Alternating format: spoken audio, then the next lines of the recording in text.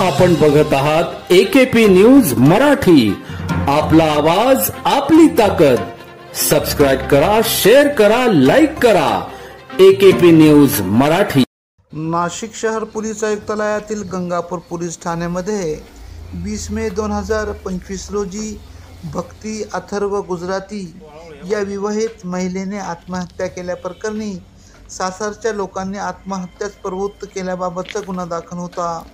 याबाबतचा तपास गुंडा विरोधी पथकाने करीत असताना मानवी कौशल्याचा वापर करून आरोपितांना गुजरात राज्यातील नवसारी जिल्ह्यातील वासंदा पोलीस ठाणे हद्दीतून अथर्व योगेश गुजराती वय 35 व योगेश माणिकलाल गुजराती वय 65 या पिता पुत्रांना ताब्यात घेत जेरबंद केले।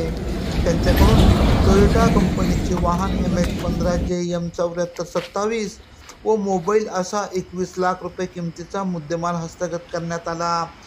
सदर आरोपितांना पुढील कारवाई कामे गंगापूर पोलिसांच्या ताब्यात देण्यात आले आहे। सदरची कामगिरी गुंडाविरोधी पथकाचे सहाय्यक पोलीस निरीक्षक ज्ञानेश्वर मोहिते, मंगल गुंजाळ, विजय सूर्यवंशी, सुनील आडके, प्रदीप ठाकरे, भूषण सोनवणे, राजेश राठोड, गणेश भागवत, प्रवीण चव्हाण, रुचिका जाधव, अशोक आघाव, सुनीता कवडे आदींनी केली।